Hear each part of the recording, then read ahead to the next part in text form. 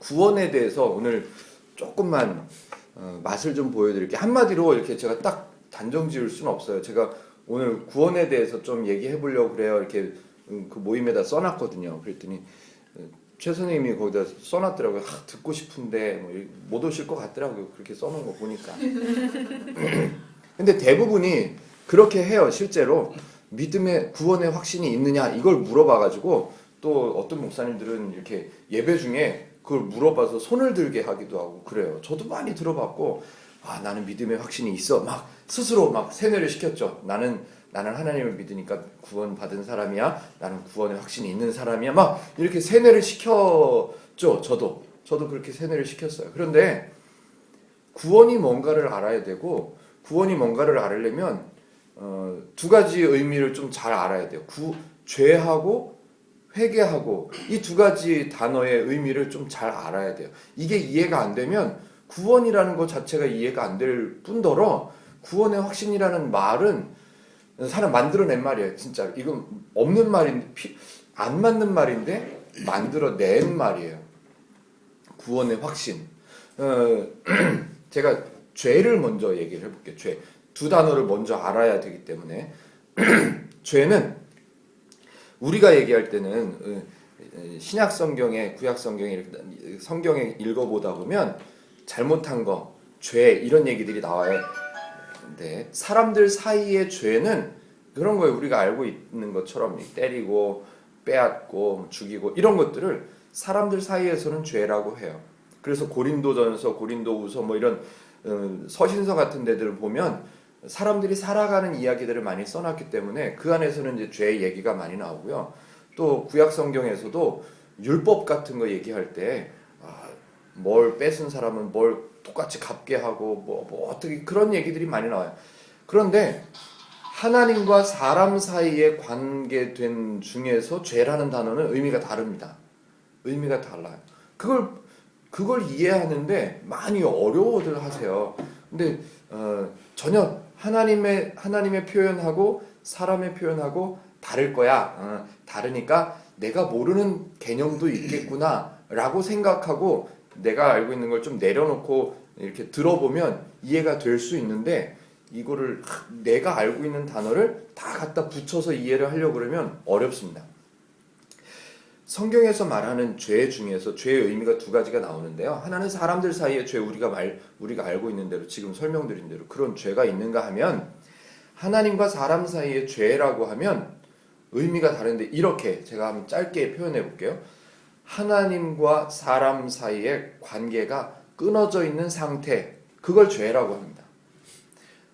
하나님하고 사람하고 원래는 관계가 있었어요. 서로 알았어요. 아담을 창조하시고 하와도 만들어주시고 나서 관계가 있었어요. 서로 알고 있었고 아무 때나 불러도 대답하면 부르면 대답하고 같이 살았어요. 그런데 아담이 선악과를 따먹고 나서 하나님께서 아담아 어디 있느냐 그러니까 아담이 대답합니다. 벗었으므로 숨었나이다 그랬어요. 하나님이 찾는 일이 생겨버렸어요. 관계가 조금씩 멀어졌다는 얘기예요. 그거를 죄라고, 죄의 시작이라고 표현하는데 성경에서 말하는 정확한 죄는 하나님과 사람 사이의 관계가 끊어져 있는 상태, 그거를 죄라 그래요. 그 상태를 죄라 그런단 말이에요. 그 상태를. 제가 사무엘상 할 때, 병원에서 사무엘상 할 때 그 엘리 제사장의 두 아들 얘기를 하면서 그런 얘기를 했어요. 엘리의 두 아들은 불량자라 이는 여호와를 알지 못하더라. 성경에서 그 두 아들을 불량자라 악인이라 죄인이라 표현한 것은 하나님을 모르는 사람이라서 죄인이라고 그러는 거예요. 하나님을 모르는 사람, 관계가 없으니까 관계가 끊어져 있는 사람이니까 죄된 속에 있는 죄된 가운데 있는 사람, 그래서 죄인이 되는 거예요. 전도할 때 이렇게 바깥에서 전도할 때 제일 사람들이 거부 반응 일으키는 단어 중에 하나가 그거예요. 우리는 다 죄인이에요. 그래서 하나님을 믿어야 돼요. 이렇게 말하면 내가 무슨 죄인이냐고. 나는 감옥에도 가본 적 없고. 그러니까 그 사람이 이해하는 게 다른 거예요. 근데 안타까운 것은 그렇게 복음을 전하는 사람조차도 죄인에 대한 개념이 그 사람하고 똑같은 개념을 갖고 있어요. 우리는 다 죄인이에요라고 말할 때 그 복음을 전하는 사람조차도 죄에 대한 개념을 정확하게 못 붙잡고 있다는 말이에요. 그러니까 구원의 확신이 있느냐 이걸 떠나서 죄를 모르면 하나님하고 사람 사이의 관계 속에서 죄라는 단어를 모르면 다 모르는 거예요. 다 모르는데 세뇌를 시키는 거예요. 나는 구원의 확신이 있는 사람, 나는 구원의 확신이 있냐고 누가 물어보면 그렇다고 대답해야 되는 사람. 왜? 나는 교회를 많이 다녔으니까, 우리 엄마 아빠도 교회를 다니니까, 나는 교회를 오랫동안 다녔으니까, 나는 누가 물어보면 구원의 확신이 있는 사람이야. 이렇게 세뇌를 시켰어야만 되는 거예요. 그동안에 그렇게만 배웠어요. 죄는 하나님과 사람 사이에 관계가 끊어져 있는 상태, 그거를 죄라고 해요. 그래서 하나님과 사람 사이의 관계가 끊어져 있는데 하나님은 계속해서 말씀하세요. 나를 좀 알으라고. 나를 좀 알아라. 내게로 돌아와라. 나에게 나와 같이 있자. 뭐 이렇게 계속 말씀하시는데 사람은 못 알아들어요. 사람은 못 알아듣고 그때만 잠깐 그런가 하다가 또 잊어버려요. 그런 잊어버림을 가장 드러나게 표현되는 형태가 우상이에요. 우상이라는 거는 아시는 것처럼 사람이 만든 거예요. 사도 바울이 가장 강조하는 게 그런 거예요. 우상 없는 거라고. 우상은 없는 건데 왜 그것 때문에 고민하냐. 나중에 마태복음 끝나면 이제 그쪽으로 가면 그런 얘기를 더 할 거예요. 어쨌든 죄는 하나님과 사람 사이의 관계가 끊어져 있는 상태를 죄라 그래요. 또 다른 말로 성경에 죄하고 똑같은 표현으로 써 있는 단어가 하나 더 있는데요. 우리가 알고 있는 걸 좀 접어놓자고 말씀을 드렸어요. 성경에서 표현되어 있는 대로 표현하면 죄 이꼬르 사망이에요. 로마서에 나오는 거 아시죠? 죄의 삭은 뭐다? 사망이라. 죄하고 사망하고는 같은 거예요. 그래서 하나님과 관계가 끊어져 있는 사람은 죄인이고 사망으로 가는 사람이라고 표현되는 거예요. 우리는 하나님을 모르는 사람들을 죽어있는 영혼이라고 표현하는 얘기를 많이 들어봤을 거예요. 근데 구체적으로 왜 죽어있다고 그럴까? 그런 것 때문에 그런 거예요. 죄 이꼬르 사망, 죄인 이꼬르 죽어있는 사람. 하나님과의 관계가 끊어져 있으면 성경에서는 그 사람을 보고 죽은 사람이라고 표현하는 거예요. 하나님과 사람 사이에 그 사람하고 관계가 끊어져 있다? 관계가 없다? 그러면 그 사람을 죄인이라고 성경은 표현하는 거예요. 그래서 저와 여러분들은 하나님하고 관계가 있잖아요. 적어도 교회도 나가잖아요. 적어도 성경 정도는 있으실 수도 있고 없더라도 성경은 알잖아요. 하나님을 나는 알아. 그래도 가끔은 기도하시잖아요. 힘들면 하나님을 찾잖아요. 그러면 관계가 있는 거예요. 실오라기만큼이라도. 그러면 하나님과 사람 사이에 관계가 끊어져 있는 상태를 죄라고 했어요. 그러면 하나님과 사람 사이의 관계가 실오라기라도 연결되어 있으면 그거는 죄가 아닌 거예요. 일단 그건 죄가 성립이 안 되는 거예요. 그 성경에서 말씀하시는 죄의 단어가 성립이 안 되는 거예요. 다시 말하면 하나님과 사람 사이의 관계가 생겨나기 시작하면 그 사람은 이미 성도인 거예요.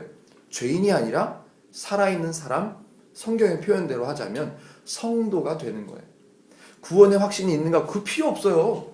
하나님과 사람 사이의 관계가 일단 있기 시작하면 사망에서 끝난 거예요.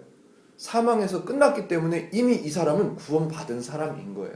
왜냐하면 하나님, 저는 하나님 때문에 이제 살 겁니다. 이렇게 교회를 한 10년 다니고 이제 세례 받고 아니면 침례를 받고 내가 사람들 앞에서 공포를 해야 나는 이제 구원받은 사람. 아니요. 그렇게 하는 거는 사람의 인위를 의지하기 때문에 그렇게 생각이 되는 거예요. 사람이 무언가를 해야, 내가 무언가 확신이 생겨야 내가 구원을 받는, 이런 생각이 들어서 그런 거예요. 구원은요, 하나님이 주시는 거예요. 구원은 하나님이 만드시는 거예요. 그래서 에베소서에 그런 말 써 있습니다. 구원은 하나님 은혜로 받은 구원은 하나님의 선물이니, 왜냐하면 이는 사람들끼리 서로 자랑하지 못하게 하려 하심이니라, 이렇게 써 있습니다. 자랑하지 못하게 하려 하심이라. 제가 반대말로 한번 써볼게요. 사람들끼리 구원 때문에 부끄럽지 않게 하려고, 구원은 온전히 하나님께서만 주시는 거예요. 나는 구원의 확신이 있는데 너는 구원의 확신이 없니? 이런 말이 성립이 안 되는 거예요. 하나님을 내가 알아가고 싶어하고 내가 하나님을 의지하고 싶어하고 아직 잘은 모르지만 하나님이 나를 도우시는 것 같고 하나님이 나를 창조하신 것 같고 그런 마음이 생기면 하나님하고의 관계가 있는 거예요. 그러면 죄가 일단 성립이 안 돼요. 죄가 성립이 안 된다는 말은 사망의 사람이 아니라는 거예요. 이미 이 사람은 성도인 거예요. 왜? 내가 무언가를 내 능력을 따져야 된다면 자격증이 있어야 된다면 한참 더 따져야죠. 한참 더 교회를 다녀야 되고 새벽기도 더 다녀야 되고 말씀도 더 많이 외워야 되고 성경도 일독 이독 해야 될 것 같은데 구원은 그런 거하고 상관없이 하나님께서 주신대요. 그러면 하나님을 내가 신뢰할 수 있고 내가 하나님을 알게 되어가고 조금씩 알아가는 것 같고 하나님이 왠지 나를 도와주시는 게 그러면 이미 하나님과 관계가 있는 거예요. 좀 거룩하게 표현하면 사람과 하나님 사이의 관계가 회복되어져 가는 거예요. 회복되어져 가는 과정 중에 있는 사람들이 불안해할 필요가 없습니다. 일단 회복되기 시작했으면 그 사람은 하나님의 사람인 거예요. 성도인 거예요. 구원이 있는 거예요. 그런데 그 과정 중에 있는 사람들이 대부분 불안해합니다. 구원의 확신이 있습니까? 막 이런 질문들이 만들어져 가지고 더 불안하게 만드는 거예요. 사람의 의지로 구원이 만들어지고 없어지고 그러지 않습니다. 하나님과 관계가 형성이 되기 시작하면 하나님께서 책임지십니다. 사람이 책임지는 거 아니에요. 고로 하나님과 사람 사이의 관계 때문에 죄라는 단어가 만들어졌다면 하나님과 사람 사이의 관계 때문에 구원이라는 단어가 나오는 거예요. 구원의 확신이라는 단어조차 필요가 없다는 이유는 사람의 능력이 개입이 되면 안 돼요. 사람의 의지, 사람의 능력, 사람의 자격 이런 게 개입이 되는 게 아니에요. 죄하고 구원하고 이 두 단어는 사람이 개입이 되는 게 아니에요. 하나님께서 믿음을 주셔요. 하나님께서 마선님한테 믿음을 주셔서 어렸을 때부터 교회를 다녔어. 아빠 때문이든 누구 때문이든 교회를 다니면서 하나님을 조금씩 배웠어요. 하나님하고의 관계가 있다고 표현할 수 있겠어요? 없다고 표현할 수 있겠어요? 없다고 표현을 못하는 거예요. 내가 확신은 없지만 뭔가 내 의지적으로 확신은 없지만 하나님은 계신 거야. 그러면 된 거예요. 내 의지, 내 가치관, 내 생각, 내 능력 이런 거하고 상관이 없어요. 구원의 확신 이 단어부터 없어져야 돼요. 이 단어부터 왜? 구원의 확신이라는 단어부터가 사람의 뭔가 의지가 들어가는 거예요. 그렇기 때문에 사람이 죄의 길로 걸어가다가 하나님이 계신가? 하나님을 좀 알아가 볼까? 나도 교회를 좀 다녀볼까? 성경 좀 읽어볼까? 그러면 되는 거예요. 한번 생각해 보세요. 어렸을 때부터 교회 다니는 사람들이야 어쩔 수 없지만 중간에 누구 친구를 통해서든 누구를 통해서든 중간에 교회를 다니게 된 사람의 경우라면 한번 곰곰이 따져보세요. 내 의지로 내가 믿음을 갖게 되어서 내가 믿음을 내 의지로 만들어내가지고 난 이제부터 교회 간다 이렇게 해서 가는 사람은 없습니다. 친구의 손이든 누구의 손이든 환경이든 어떤 거든 부모님이든 누구든 누구의 손길에 이끌려가지고 끌려가서 앉아서 듣다 보고 그냥 참석하다 보고 하니까 그런가 보다 하게 되고 계속 설교도 들어보고 성경도 읽어보다 보니까 하나님이 계시긴 한가 보구나 라고 믿음을 하나님께서 주시는 거예요. 그 믿음 가지고 누가 너는 확신이 있냐 확신이 없냐 누가 따져요? 사람이 따질 수 있는 게 아니란 말이에요.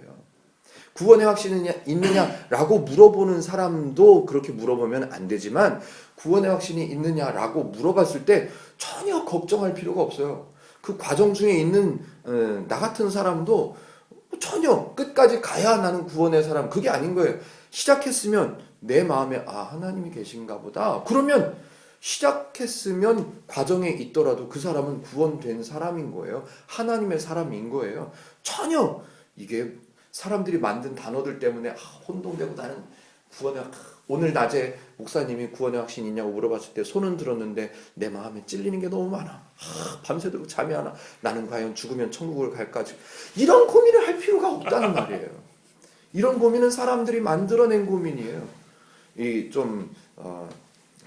우리 라파스 병원의 표현을 좀 빌자면 사탄이 유혹하는 거예요. 사탄이 유혹. 너무너무 좋아하는 거예요. 요 중간에 뭐가 있냐 하면 이런 게 있습니다. 죄, 하나님하고 상관없는 길로 가요. 사람이 하나님하고 관계가 끊어져 있는 상태에서 내 마음대로 걸어가요. 걸어가다가 친구의 손이든 누구의 손이든 이렇게 끌려서 가보니까, 가서 좀 다녀보다 보니까 계속 듣다 보니까 하나님이 있는 것 같네. 아유, 하나님이 있으면 내가 그냥 내 마음대로 가면 조금 그렇고, 천국이 있다 뭐 있으면 어쩌나, 그럼 내가 방향을 좀 바꿔야 되겠다라고 말하는 거, 그걸 회개라고 합니다. 회개라는 말이 무슨 말이냐면, 내가 이렇게 걸어가다가 이 방향으로 쭉 걸어가요. 여기 죄 방향이고 여기 하나님 방향이 있어. 근데 내가 이쪽으로 걸어가다가 아닌가 보다 라고 생각하고 방향을 바꾸는 거, 요거를 회개라고 합니다. 회개가 하나님 아버지 죽을 때, 이거는 confession, 그냥 고백인 거예요. 자백, 고백인 거예요. 근데 회개라는 말은 내가 이쪽 방향으로 가다가 이게 하나님이 있구나 라고 생각하고 이쪽 길로 돌아서는 거, 방향을 바꿔서 가는 거, 이거를 회개라고 합니다. 요한계시록 2장 2절에 보면 이런 말이 있습니다. 내가 너를 책망할 것이 하나 있는데 너의 첫사랑을 버렸느니라 라고 말하고, 회개하라는 말을 어떻게 표현되어 있냐면, 돌아서서 그 사랑이 어디 떨어져 있는지를 확인하고 회개하지 아니하면, 이렇게 나옵니다. 방향을 바꾸는 걸 회개라고 그러는 거예요. 우리는 어떻게 배웠었냐면, 저도 모태신앙이라서 그렇게 배웠어요. 자, 우리 회개하는 시간을 가집시다. 일주일 동안 잘못했던 것을 회개하는 시간을 가집시다. 아니요, 그거는 회개라는 단어를 쓰면 안 되고 자백하는 시간을 가집시다 라고 말을 바꿔야 되는 거예요. 회개라는 말은 내가 이 방향으로 가다가 아닌가 보다, 이게 아니야 라고 방향을 바꾸는 거, 이걸 회개라고 합니다. 그래서 회개를 해야 구원을 받는다라는 말이 잘못된 말은 아니에요. 맞는 말인데, 의미를, 회개라는 단어도 의미를 잘못 배웠고, 구원이라는 단어의 의미도 잘못 배운 거예요.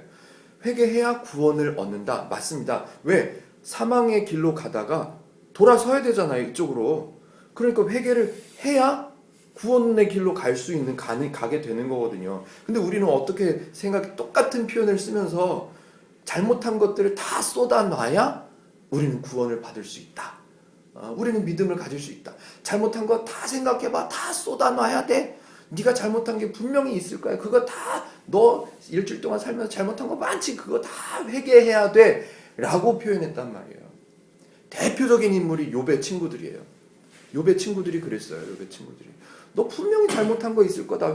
생각해봐. 너 분명히 잘못한 게 있을 거야 라는 얘기를 욥의 친구들이 와서 합니다. 근데 나중에 하나님께서 욥을 데리고 가셔서 뭐라 그러냐면, 그 쓸데없는 소리 한 친구들 다 데리고 왔네. 다 죽여버린다. 하나님께서 그러세요. 죄라는 단어, 구원이라는 단어, 회개라는 단어를 정확하게 이해하지 않으면 이상한 데로 가는, 제가 좋아하는 목사님이 그런 표현을 하시더라고요.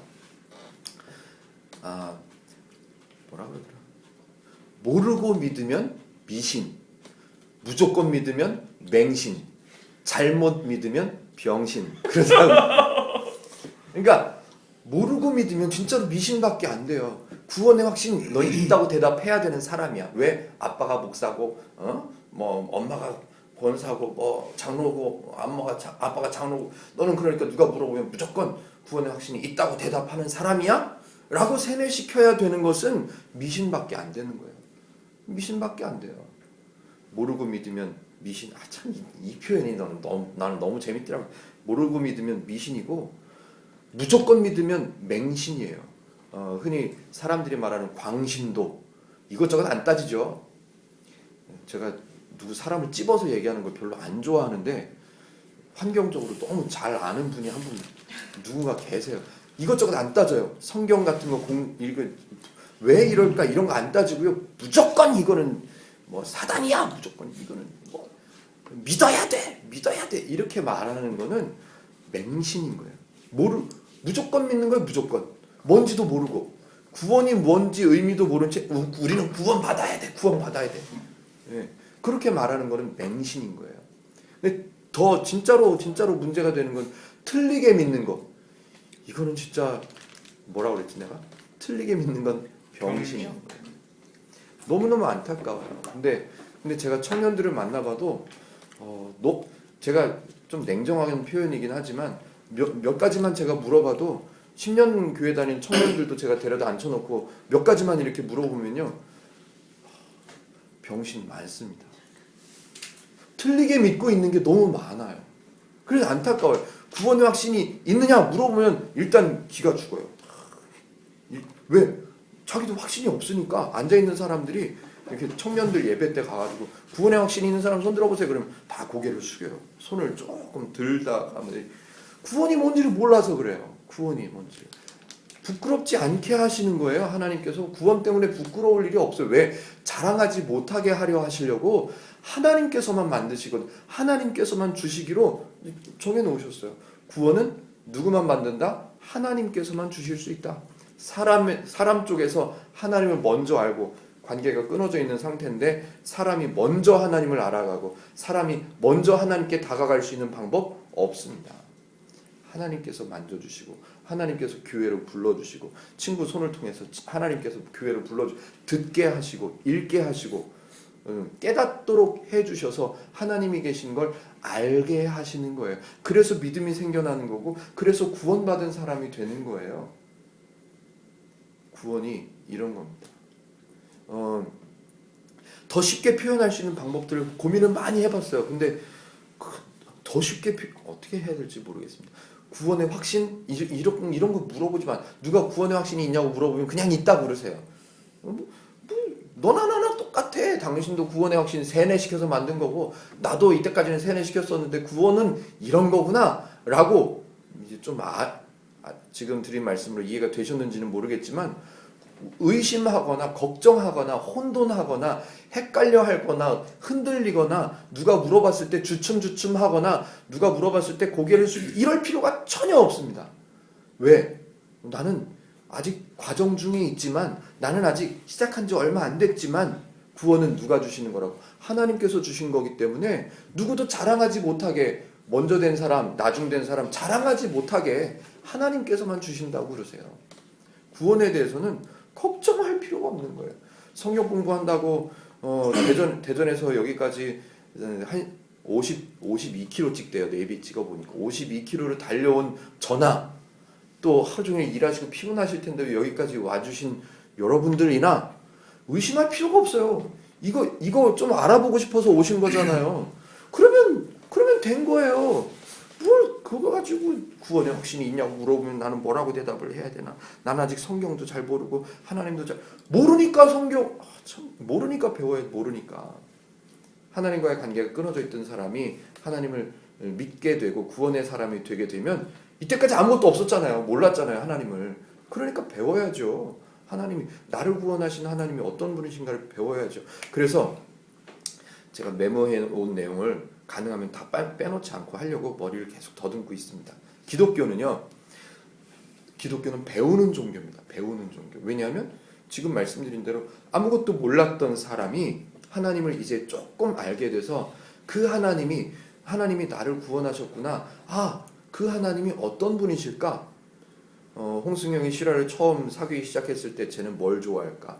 얘는 쉬고 이런 거 유부초밥 싫어해. 뭐를 좋아해? 이런 걸 알고 싶잖아요. 알아야 되잖아요, 또. 그래야 상대방한테 잘해주고 상대방하고 같이 지내고 상대방하고 즐겁게 지내죠. 하나님을 전혀 모르면 맹신되는 거예요, 맹신. 미신이 되든 맹신이 되든 병신이 되든 셋 중에 하나가 되는 거예요. 하나님을 모른 채로 무조건 열심히 기도원 쫓아다닙시다. 부르짖읍시다. 뭔지도 모르고. 그러면 미신, 맹신, 광신, 병신 되는 거예요.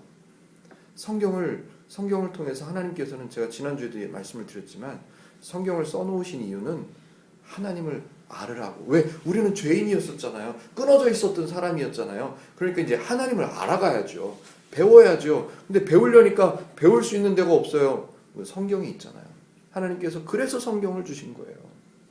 성경을 통해서 하나님을 알으라고. 그런데 우리는 어디로 가냐면 야, 성경이 얼마나 좋은 책인 줄 알아? 성경 봐봐. 위대한 사람들이 얼마나 많이 나오는데 너 아들 낳으면 다윗이라 그래.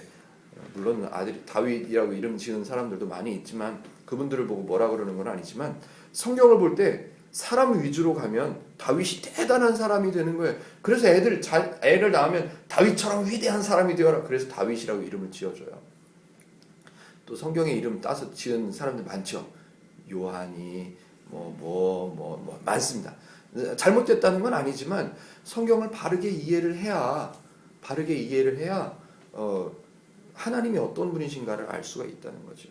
마태복음을 우리 지난주부터 보기 시작했잖아요. 이제 시작했잖아요. 근데 마태복음 1장을 아까도 제가 잠깐 말씀드렸지만 여러 번 읽기가 너무너무 힘들어요. 저도 마찬가지예요. 그런데 왜를 한번 물어보세요. 하나님이 이 귀한 성경책에, 그것도 신약 성경의 복음서가 시작되는 마태복음 1장에 왜 사람이 이렇게 지루할 수밖에 없는 힘든 내용들을 왜 써놓으셨을까? 야, 참 하나님 생각도 없으시다. 이건 좀 뒤에 좀 성경을 좀 읽다가 속도가 붙으면 뒤에 그냥 슬쩍 읽고 넘어갈 수 있는 중간쯤에다 넣어놓으시는지 참 하나님 생각도 없으시다.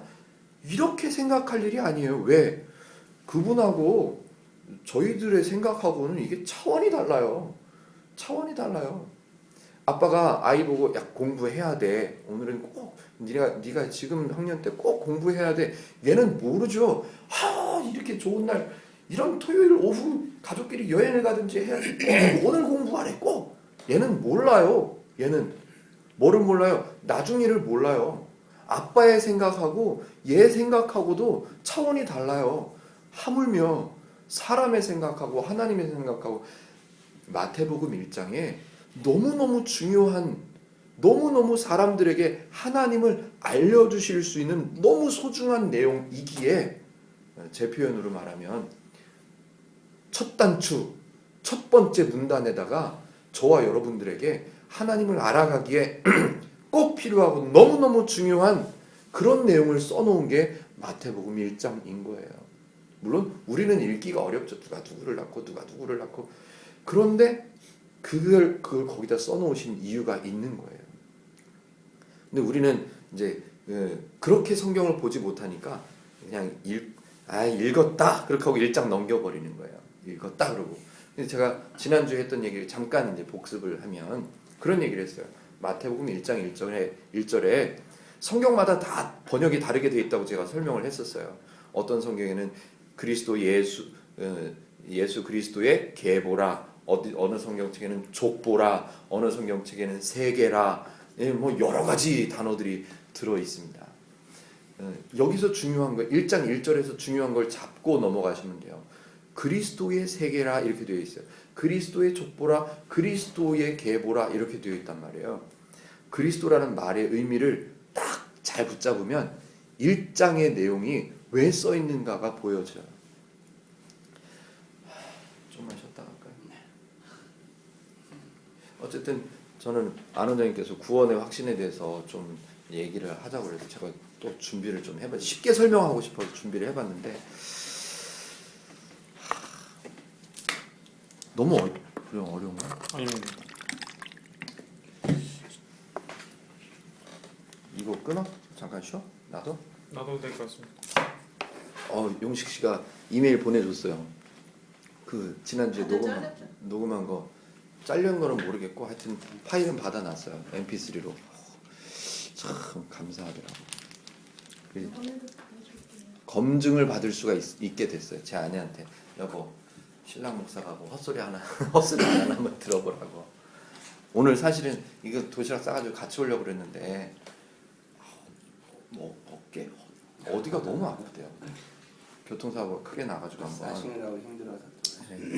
전문가들은 그러게 말이에요. 그러니까.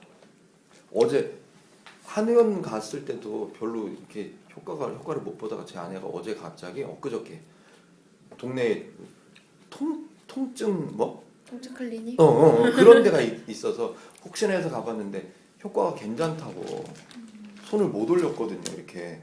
근데 어제부터 계속 이렇게 운동하고 있어요. 이렇게. 이걸 여기까지밖에 못 올렸었어. 근데 이렇게 올리더라고요. 그래서 너무 신기하네요.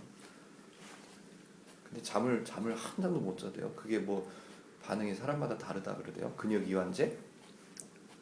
주사를 맞았다고 그 부위에 예. IMS, TPI 했나 보다. 그것 때문에 병원에서는 그랬다고 그것 때문에 잠을 못 잤을 거라고 그러더라고요. 네. 그거.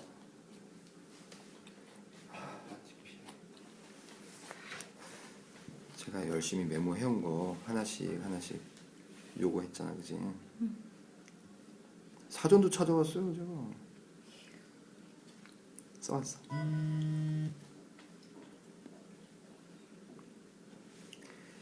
쉬는 시간 하니까 말씀하시는 게 없으시군요. 제가 조금 더 가죠, 뭐 그러면. 저 혼자 떠드니까 더워서 저만 벗어. 구원에 대해서는 그러니까 뭐 이렇게 고민하거나 걱정, 너는 구원의 확신을 가져야 돼 이런 말도 할 필요가 없어요. 설명을 해주세요. 차라리 지금 제가 설명해드린 내용을 기억하실 수 있다면 구원은 우리가 만드는 게 아니야. 이제 하나님을 알게 됐으면 된 거야. 하나님을 알려고 노력하고 된 거야. 교회를 다녀서 이제 하나님 말씀을 듣기 시작했어. 하나님이 궁금해져. 된 거야. 왜? 하나님께서 먼저 주신단 말이에요. 하나님께서 먼저 관계를 회복하시려고 기다리고 계시는 분이세요. 관계가 끊어져 있는 사람들, 죄인들, 사망의 사람들을 어떻게든 회복해 보시려고 기다리고 계세요. 근데 거기다가 그렇게 기다리고 계신데 교회를 털커다 와서 설교를 듣기도 하고 궁금해하기도 하고 그래요. 그럼 하나님 입장에서는 이거 왔다죠. 그러면 관계를 그 다음부터는 하나님께서 이제 만드세요. 하나님께서 회복하세요. 계속 하나님께서 책임지세요.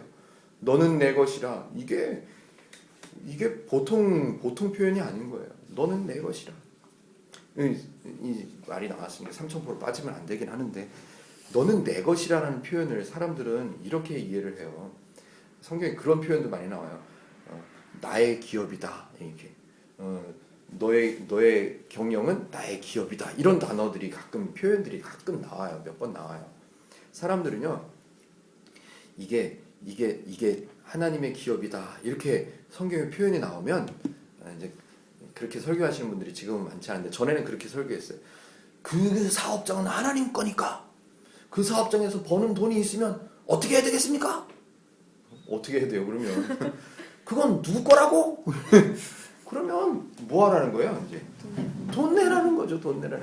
근데 성경에서 말씀하시는 너는 내 것이라, 너는 내 아들이라, 너는 내 백성이라, 너는 내 기업이라 라고 표현하시는 거는 전혀 다른 의미예요. 무슨 말이냐면 이 폰을 제가 새로 샀어요. 새로 샀으면 이게 제 거가 되잖아요. 저는 이거는요 내 게 아니기 때문에 던져도 괜찮아요.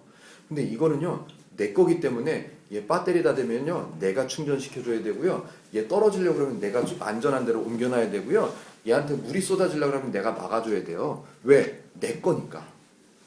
하나님께서 표현하시는 그 내 것이라 라는 표현은 이런 표현인 거예요. 너는 내 거니까 너 힘들지 않게 내가 지킬 거야. 너는 내 거니까 내가 보호할 거고, 너는 내 거니까 내가 세워줄 거고, 내가 먹여줄 거고, 내가 입혀줄 거고, 너는 내 거니까. 근데 사람들은 거꾸로 생각해요. 나보고 하나님 거래. 그럼 또 갖다 바쳐야 되는. 이게 아니에요. 너는 내 것이라 라고 말씀하시는 것은 이제 너는 나하고 관계가 끊어져 있다가 너는 이제 나하고 관계가 새로 생겼으니까 너는 내 거야. 내가 책임질 거고, 내가 보호할 거고, 내가 붙잡아 줄 거고, 내가 끌어줄 거고, 내가 가르쳐 줄 거고, 내가 인도해 줄 거고, 내가 누구인지를 너에게 내가 알려줄 거라고. 그래서 내 거라고 그러는 거예요. 사람들은 거꾸로 죄송하지만 저도 그렇게 알고 있었으니까 전에는 저도 그렇게 알고 있었어요. 그래서 내 인생은 하나님 거구나. 나는 이제부터 하나님 뜻대로만 살아야 되는구나. 내 것은 다. 그래서 나온 표현들이 이런 거예요. 나는 죽어야 돼. 나는 없어져야 되고 나는 죽어야 되고. 입장 바꿔 생각해 보세요. 하나님이 생명을 던져가면서 구원해낸 신실아가 나는 죽어야 돼. 그러 열통 터져요. 하나님 입장에서 보면 네 뜻을 세워봐. 네 마음을 세워봐. 네가 잘 될 거야. 넌 잘 되게 내가 만들 거야. 그래서 얘를 세워주고 있는데 정작 얘는 나는 죽어야 돼. 나는 사라져야 돼. 나는 없어져야 돼. 막 이러고 있어봐요. 하나님 그러시지는 않겠지만 제가 만약에 죄송합니다. 제가 하나님이라면 열통 터질 거예요. 야씨 내가 너 세워주려고 얼마나 애쓰고 내 생명까지 던져서 세웠는데 너는 뭐? 나는 죽어야 된다고? 야이씨 하나님의 표현하시는 거를 우리는 바르게 이해를 해야 될 필요가 있어요. 근데 너무 인위적으로 이해를 하다 보니까 막 이상한 데로 가는 거예요. 마태복음 1장 1절은요. 그리스도의 계보라라고 되어 있어요. 지난주에 했던 얘기지만 저 스스로를 위해서 그리스도라는 말은 메사가 붙기도 하고 메사라는 말은 기름을 붓는다 그런 말이에요. 기름을 붓는다라는 말은 선택한다는 의미예요. 구약 시대에는 기름을 붓는다 그러면 이 사람이 선택된 사람이야라고 표현하는 거예요. 그래서 메사라는 단어가 사람에게 한 사람이 지칭이 되면 메시아가 되는 거예요. 그래서 메시아는 기름 부음을 받은 사람 이렇게 됩니다. 그 사람은 선택된 사람이다 그런 표현이에요. 그게 히브리 말로 메시아라는 말이 있으면 신약 시대로 넘어와서 헬라 말로 바뀌면서 그리스도라는 단어로 번역되었습니다. 그리스도라는 말은 기름 부음을 받은 자라는 말이에요. 기름 부음을 받은 자라는 말은 선택되었다라는 뜻입니다. 그런데 성경에 보면 1장 1절에 보면 예수 그리스도의 계보라 이렇게 나온단 말이에요. 예수 그리스도의 세계라 이렇게 나와요. 그런데 예수님은요, 그 마리아라 이름하는 여인 창녀라고도 나오기도 하고 그 여인이 나중에 예수님 그 십자가에 달리시기 전에 얼마 전에 이제 제자들하고 같이 있을 때 그 마리아라는 여인이 갑자기 들이닥쳐가지고 향유 옥합을 깨뜨려가지고 기름을 예수님의 발에 발라주 머리에도 바르고 이렇게 했던 그 사건 때 기름 부음을 받으셨어요. 그런데 성경에서는 그때부터 예수님을 그리스도라고 하지 않아요. 태어나기 전부터 구약 시대 구약 성경에서부터 그리스도라고 메시아가 나올 거라고 그래요. 그리고 신약 시대에 예수님께서 태어나시기 전부터 그리스도라고 그래요. 마태복음 1장 1절부터 예수 그리스도라고 표현합니다. 예수님은요, 이미 미리 이 땅에 태어나시기 전부터 선택되어진 분이세요. 기름 부음을 받으신 분이라는 말이에요. 실제로 기름을 부었다라는 표현이 아니라 선택이 되어 있는 분이라는 말이에요. 왜? 그분이 하나님이시니까. 이 뒤에 나오는 인물들이 몇 명이 나와요? 14명. 많습니다. 근데 이게 자세하게 보면요.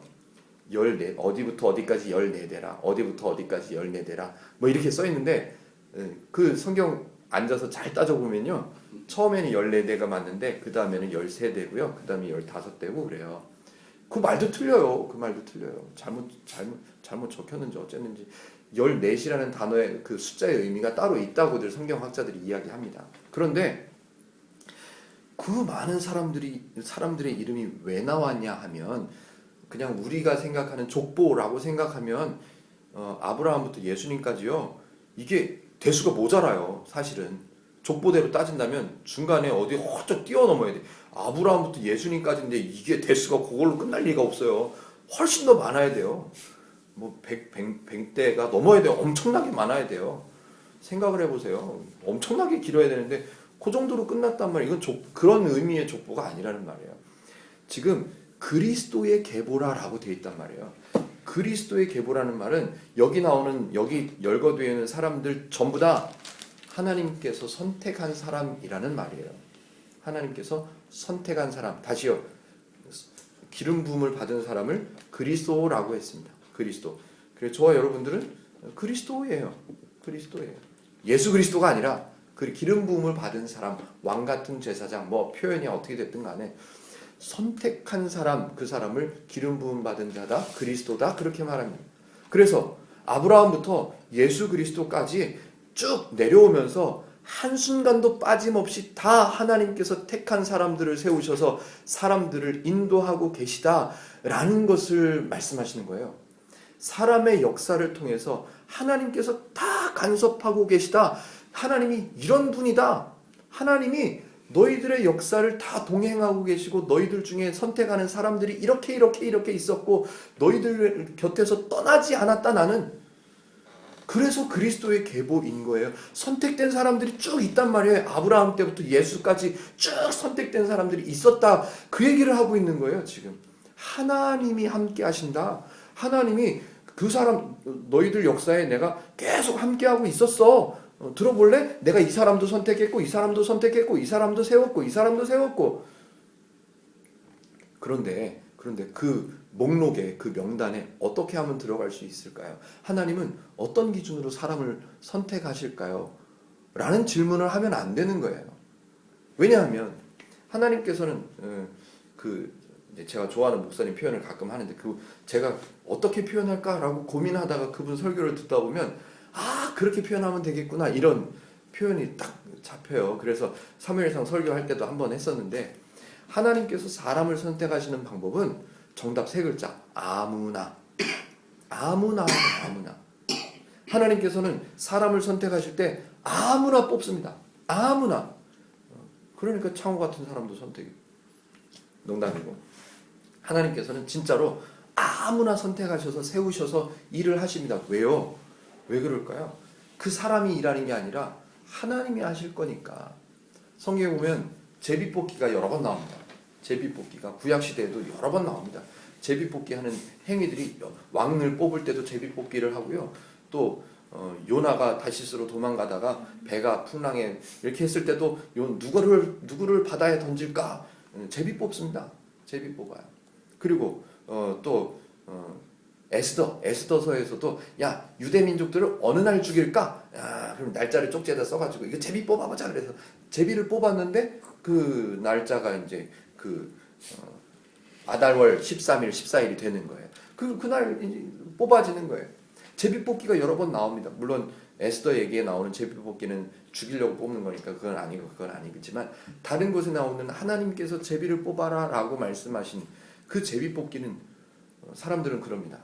어떻게 생각하냐면 맞아.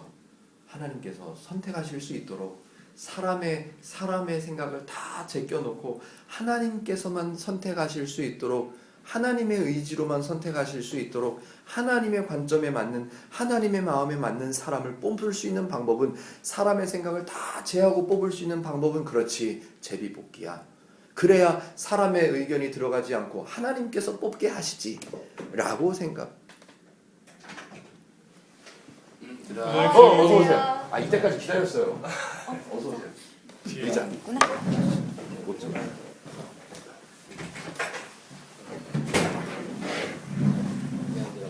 상차려도 그쪽에 여기 아니면 먹기가 드시기가 불편하잖아. 실화가 이쪽으로.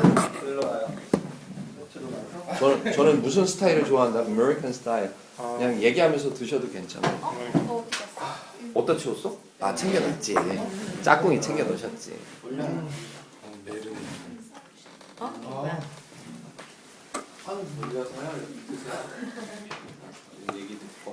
진짜로요? 드시면서 들어도 괜찮아. 아유, 잘 먹겠습니다.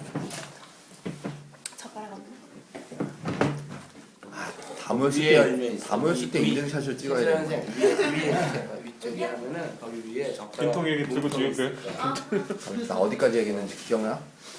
나 어디까지? 제비뽑기. 제비뽑기.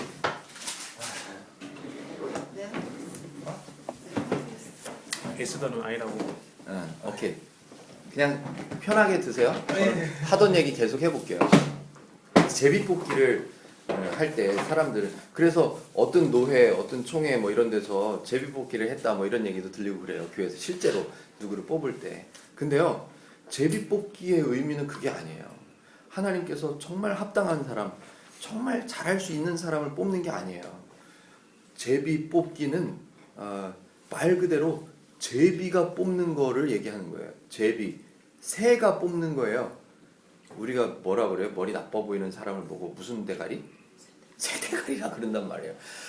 아무 생각도 없는 제비가 뽑아도 아무 조건 없이 아무나 뽑아도 괜찮다. 왜? 하나님이 하실 거니까. 그래서 제비 뽑기가 나오는 거예요. 제비 뽑기 아무나 뽑혀도 괜찮아. 다리가 하나 없는 사람이 뽑히면 어떻고 정신 지체하고 뽑히면 어떻고 머리카락이 하나도 없는 사람이 뽑히면 어떻고 누가 뽑히면 어때? 누가 하실 거야? 하나님이 하실 거니까. 지금 그래서 마태복음 1장의 내용을 읽어보다 보면 이상한 게 많아요. 아까 말씀드린 대로 14대다, 14대다, 그 숫자도 다릅니다. 숫자도 잘못되어 있고요. 이 시대의 족보에는 여자가 안 들어가요. 여자가 안 들어가는데 여자도 들어있어요. 또 하나, 이 시대에 이 이스라엘 백성들의 족보에 이방 사람들이 들어가 있어요. 이스라엘 사람들이 아닌 이방인들이 들어가 있단 말이에요. 그러니까 이건 사람들이 말하는 그 족보가 족보일 수가 없는 거예요.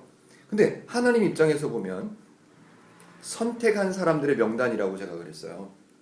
하나님께서 일하시기 위해서 기름 부은 사람, 하나님께서 일하심을 보여주시기 위해서, 하나님을 알려주시기 위해서 세운 사람, 선택한 사람, 그 사람들의 명단이기 때문에 아무나 들어가도 되는 거야. 아무나 들어가도.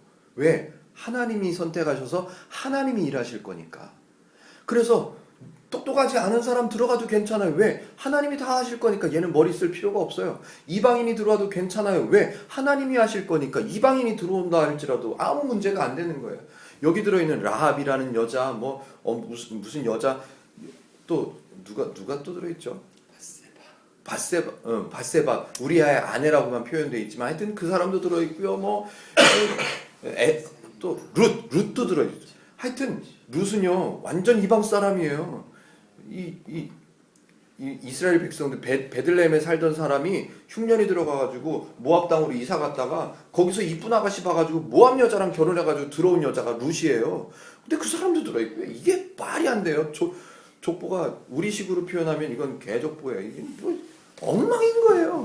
근데 하나님께서 왜 마태복음 1장에 이걸 써놨을까요? 사람이 하는 게 아니라 하나님이 한다는 것을 가르쳐주고 싶으신 거예요.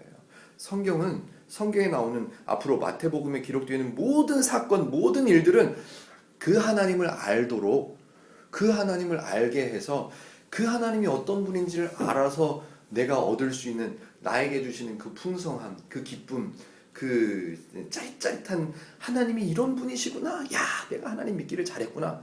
내가 몰랐었는데 하나님이 이런 면이 있으셨구나. 그걸 알고 기뻐하라고. 그래서 복음서인 거예요. 복음서는 제가 지난주에도 얘기했지만 가스펠, 굿뉴스, 좋은 소식, 기쁜 소식, 평안의 소식, 이게 복음이잖아요. 그래서 복음인 거예요. 근데 복음을 복음으로 안 보고 하나님 기준으로 안 보고 우리 기준으로 보면 이 족보는 그냥 읽고 넘어가야 되는 관문처럼 느껴지는 수밖에 없고요. 또 뒤에 읽어보다 보면 예수님께서 말씀하신 것들이 왠지 내 어깨를 더 무겁게 만들고, 말씀하시되 나를 따라오너라 내가 너희로 사람을 낚는 어부가 되게 하리라 하시니, 우리는 전도를 해야 되는구나. 더 무거워지는 거예요. 이게 아니에요. 복음서는 기쁜 소식이에요. 내가 너를 만들어낼 거니까 한번 봐. 내가 너를 사람을 낚는 어부가 되게 할 거니까 너는 그냥 봐. 따라오기만 해. 너는 아무것도 할 게 없어. 말씀하시되 나를 따라오라 내가 너희로 사람을 낚는 어부가 되게 하리라. 그 어디에도 한 글자도 그 사람에게 뭔가를 요구하는 내용이 없습니다. 그냥 따라와. 내가 너 만들어 놓을 거야. 내가 너를 만들어 낼게. 이건 복음인 거예요. 올해는 나는 전도를 한 명도 못 해가지고 마태복음 4장 19절에 그 말씀을 나는 따르지를 못했네. 아이고 힘들어라. 이게 아닌 거예요. 복음서는 내가 몰랐던 하나님. 우리는 그래도 성경이라도 있잖아요. 이 시대의 사람들은 복음도 몰라요. 예수님이 십자가에 달린 이거 모르고 듣는 얘기잖아요. 예수님 얘기를. 근데 우리는 알잖아요. 그러니까 알고 예수님이 어떤 분이신지를 대충이라도 알고 복음서를 읽는 저와 여러분들은 복음서를 읽을 때 기뻐야 맞아요. 기쁘게 보여져야 그게 제대로 읽는 거예요. 읽었는데 1장은 너무 힘들어 이게. 1장은 어쨌든 그냥 읽고는 넘어가야지 하고 읽는 거면 힘들어지는 거예요. 근데 예수님이 이런 사람도 세우셨는데 아이고 이방 여자도 있네? 야, 나 같은 사람도 되겠구나. 나 같은 사람도 그리스도로 세워주시겠구나. 나 같은 사람도 기름 부어주셨다는 말이 맞구나. 야, 괜찮다. 이렇게 돼야 복음서인 거예요.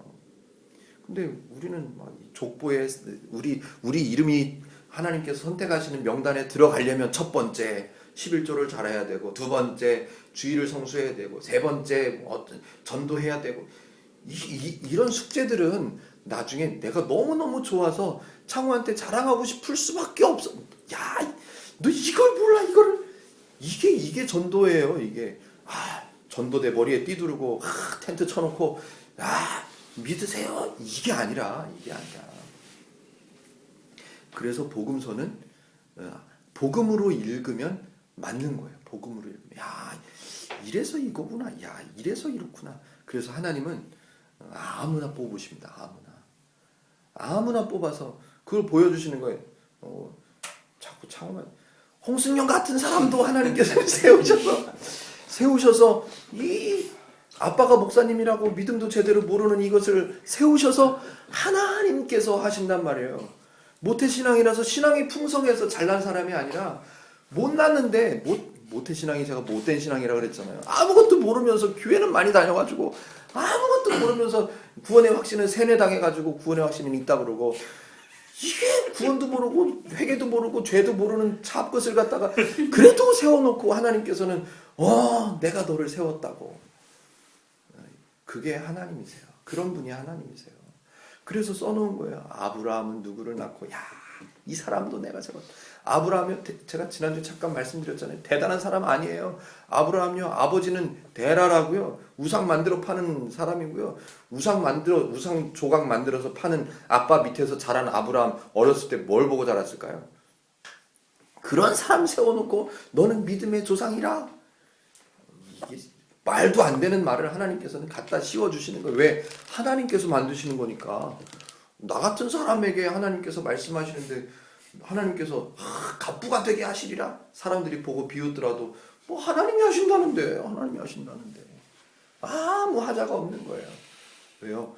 믿음은 구원은 하나님께서 하시는 거고 저 같은 사람을 이끌어 가시는 분도 분명히 저는 하나님이시라고 믿습니다. 제가 이렇게 성경 공부하자고 같이 상의해가지고 오라 그래서 이렇게 저 나름대로는 혼자 이렇게 위로합니다.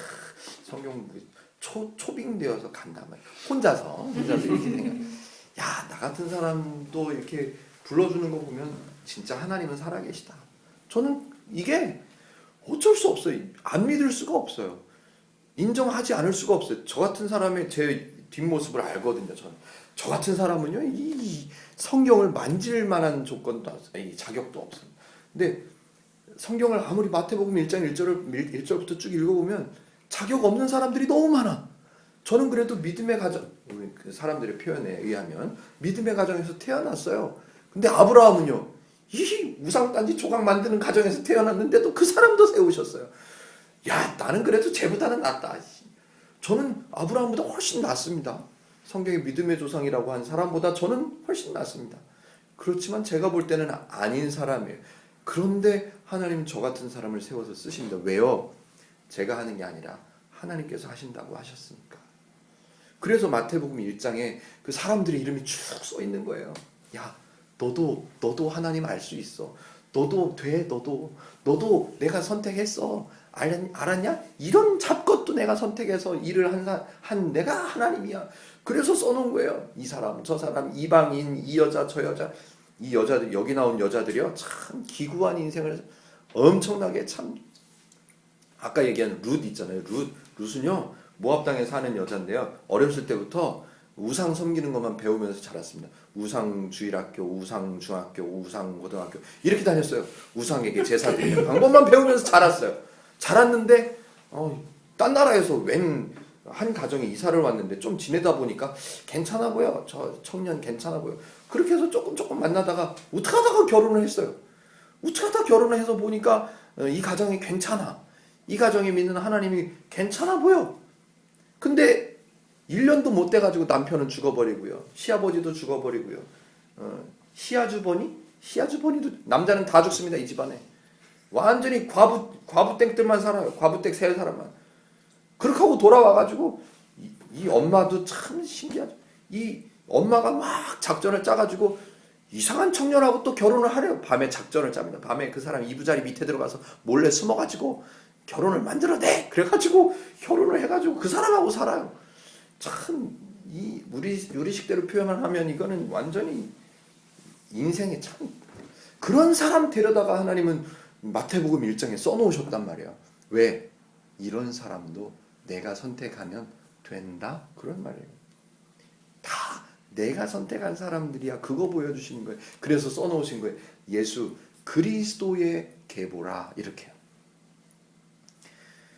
마태복음 1장의 내용을 이제 다음 주에 그 뒷부분 얘기를 조금 더 나눌 거예요. 뒷부분 얘기를 조금 더 할 건데 마태복음을 이제 앞으로 쭉 저는 이제 중후반까지는 제가 준비를 해놨어요. 중후반 저 마태복음 20장 뒤에 조금 더 가서 그때요 제가 전에 알고 있었던 마태복음하고 이 기준을 바꿔서 보는 거죠.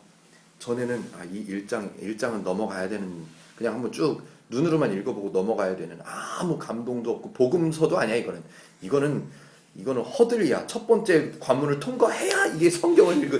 이건 완전히 짐짝이야. 그렇게 생각하고 읽었었는데 제가 관점을 이제 하나님의 관점으로 바꾸고 1장을 보니까 진짜 내가 이래서 선택받았구나. 이래서 내가 기름 부은 사람이구나. 내가 이래서 목사하는구나.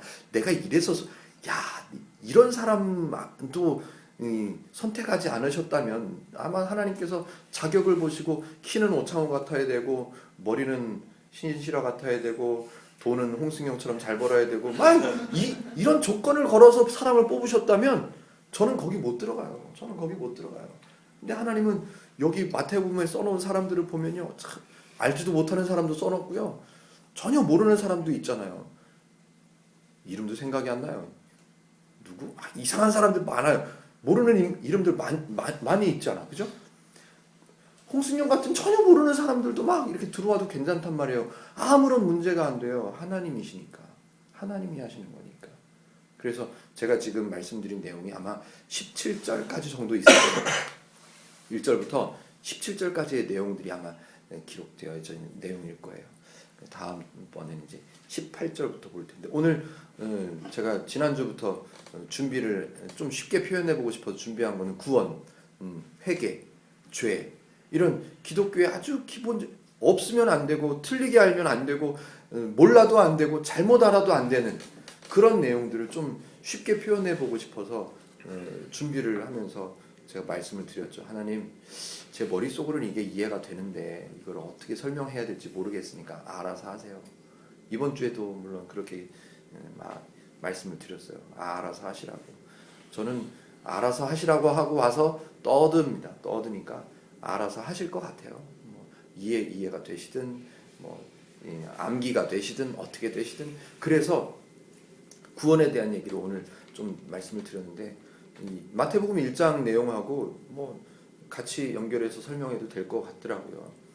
구원은요 하나님께서 주시는 거기 때문에 내가 부끄러워하거나 내가 이렇게 주춤하거나 내가 흔들리거나 이렇게 할 일이 아니에요. 구원은요 온전히 완전히 100%다 하나님께서 주시는 거예요. 사람은요 아무것도 못해요. 하나님과 사람 사이의 관계에 있어서는 사람이 할 수 있는 게 없습니다.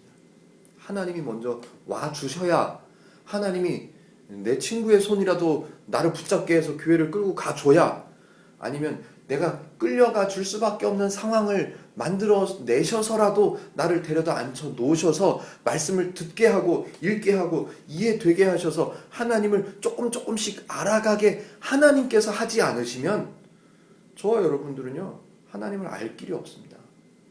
한번 나가서 사람들 붙잡고 물어보세요. 당신은 죄인이에요. 딱이 맞습니다.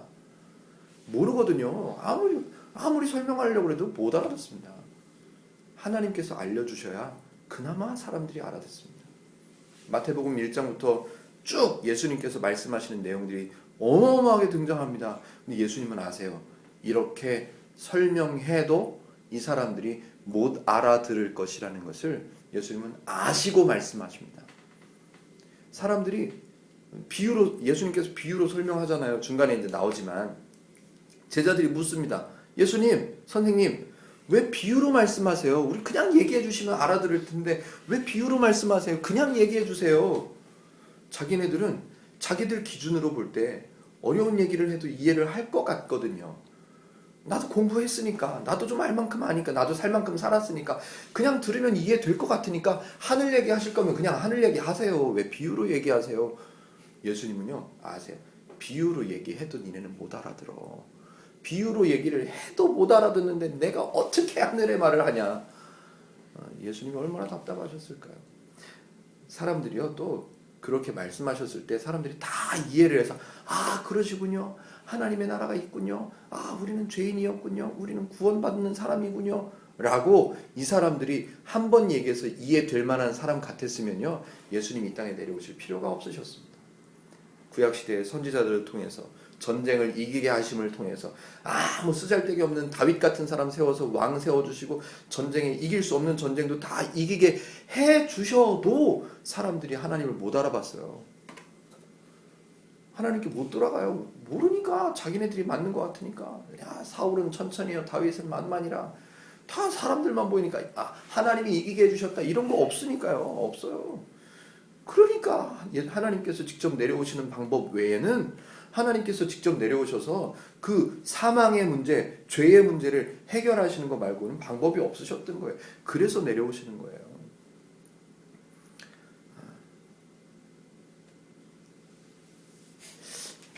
제가 이게 열이 한번 오르면요, 뭔 소리를 하는지 몰라요. 머릿속에 이게 뭐가 있긴 있는데요, 이걸 어떻게 표현하면 될까? 이게요, 처음에 시작할 때는 오늘은 이렇게 표현을 해봐야 되겠다, 요런 단어를 좀 써야 되겠다, 이렇게 계산이 돼요. 근데 중간쯤 가면요, 이게 안 보여. 막 이것도 중요하고 저것도 중요하고 이게 되는 것 같아요.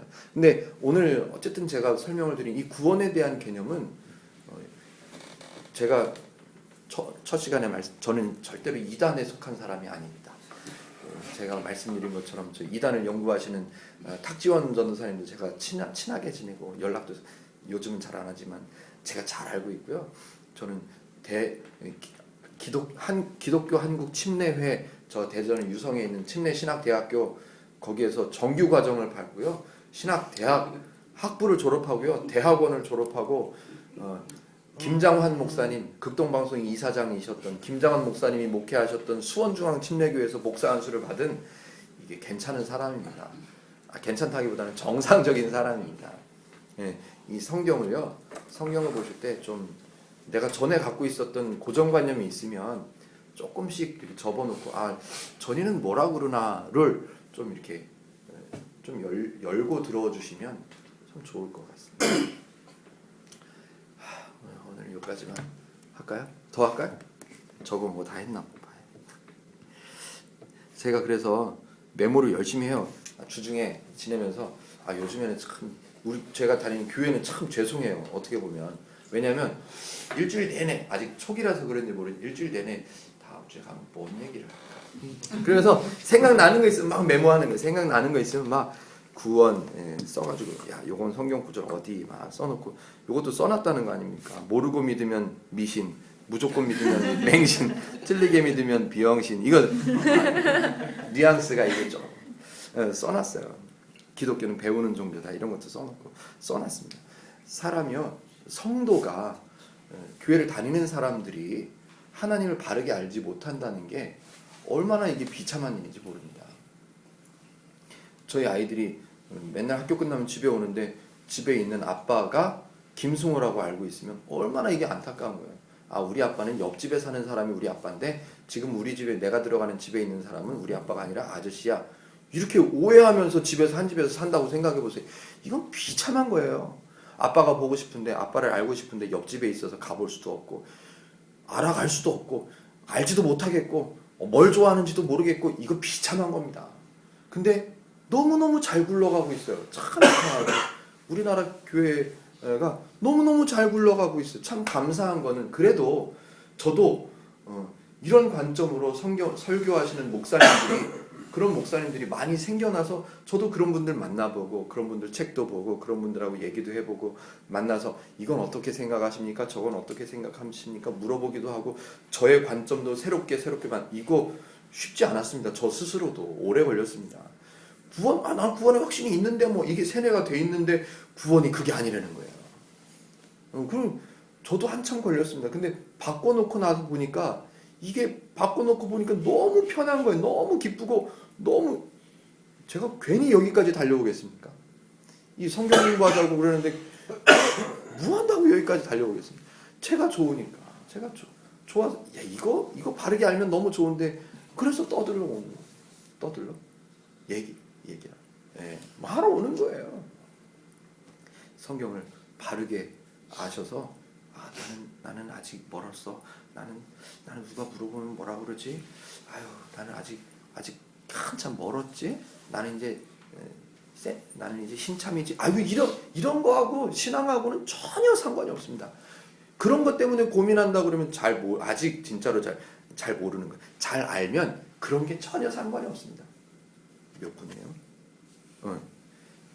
딴 얘기 하나만 생각난 김에 성경에 보면 먼저 된 자가 나중되고 나중된 자가 먼저 될 수 있으니까 선줄로 생각하는 자들은 조심하라 이런 내용 기억나세요? 그런 내용이 복음서에 나와 있습니다. 그게 무슨 말이냐면 저 이 얘기 듣고 야 나도 되겠구나. 그 전에는요 가만있어 봐. 내가 선거 먼저 된 사람 같기는 한데 먼저 된 사람이 나중되고 나중된 사람이 먼저 같은 의미예요. 나는 먼저 된 사람 같긴 먼저 믿긴 했는데 이제 예수 믿기 시작한 저 사람이 더 열심히 있는 것 같아. 가만히 있어봐. 이게 내가 넘어지고 저 사람이 일어나지면 나 이거 어떻게 하나. 이게 왜 그런 거 있잖아요. 쫓기는 사람의 기분. 그러니까 먼저 된 자가 나중되고 나중된 자가 먼저 될 수 있다라는 예수님의 그 말씀이 그 비유가 사람들을 저를 부담되게 했었단 말이에요. 내가 먼저 된 것 같아. 저 사람이 더 열심히 하면 어떡하지? 나는 교회 다닌 지 10년이 넘었는데 전도 한 명도 못 했는데 저 사람이 먼저 전도했다 그러는데 이걸 어떻게 해야 되지? 이게 막 부담이 되는 거예요. 예수님도 이렇게 말씀하셨는데 내가 나중된 자가 되는가 보다 막 고민이 되는 거예요. 막. 근데 예수님은 복음서라 그랬잖아요. 예수님은 그런 의도로 말씀하신 게 아니에요. 이 세상에는 먼저 된 사람은 없는 거예요. 예수님이 보실 때. 그러니까 내려오셨죠. 예수님이 보실 때 모든 사람들은 다 나중된 사람이에요. 그렇지만 예수님께서 너희 나중된 사람들을 먼저 된 사람처럼 만들어 놓겠다고 말씀하시는 거예요. 먼저 된 사람이 따로 있고 나중된 사람이 따로 있어서 야 나중된 사람은 열심히 하면 먼저 된 사람을 따라잡을 수 있고 야 먼저 된 사람들아 나중된 사람들이 쫓아오면 니네가 나중된 사람이 된다. 더 열심히 해라. 네 지금까지 새벽기도 일주일에 3번 했냐? 아니 이제는 일주일 내내 새벽기도 해야 돼. 너 따라잡히면 안 돼. 이런 얘기가 아니더란 말이에요. 예수님께서 이 땅에 내려오셨을 때는 모든 사람이 다 나중된 사람인 거예요. 그런데 예수님께서 이 땅에 내려오신 목적이 뭐예요? 이 사람들을 죄인들을 성도로 만드시는 거예요. 완성하셨어요. 구원을 완성하셨단 말이에요. 사망을 없애주셨어요. 2장 3장에 가면 나옵니다. 예수님께서 이 땅에 오셔서 해결하시려고 오셨기 때문에 다 나중된 사람들을 예수님께서는 야 내가 니네 다 나중된 사람이잖아. 내가 다 먼저 된 사람으로 만들 거다. 그래서 내가 왔다. 그 얘기 하시는 거예요. 근데 사람들은 내가 저 사람한테 쫓기면 어떡하나. 내가 먼저 된 사람으로 계속 남아 있어야 되는데 내가 이번 주에는 내가 새벽기도 내가 힘들어도 나간다. 이렇게 무겁게 하는 종교가 기독교가 아니란 말이에요. 하나님께서 주신 우리 믿음 생활, 신앙생활 이거는요 기뻐야 맞아요. 이게 무거워지고 어려워지고 힘들어지면요 이게 뭐라고? 모르고 믿으면 미신. 이게 오늘 유행어되면 안 되는데 모르고 믿으면 진짜 맹신이에요. 교회를 다녀도 모르고 다니면 그 미신인 거예요. 무조건 믿어. 아무것도 따지지 않아요. 구원이 뭔지 회개가 뭔지 따지지 않고 무조건 믿는 거. 이거 맹신인 거예요. 아무것도 따지지 않고 믿는 거예요. 거기다가 틀린 거를 가지고 머릿속에 꽉 채워놓고 막 옆에 있는 사람들 전부 다 야 이거야 이거 하는 틀리게 믿는 사람들은 뉘앙스를 잘해야 돼. 비형 네, 틀리게 믿는 건 병신인 거예요. 그래서 이제 2주째잖아요. 2주째 왔는데 저하고 이렇게 성경 이야기를 하면 신앙 이야기를 했을 때 제가 경험한 바에 의하면 이런 내가 알지 못했던 새로운 개념들을 배워서 내가 좀 정립이 되면서 저는 굉장히 기분이 좋았어요. 야 그렇다. 맞구나.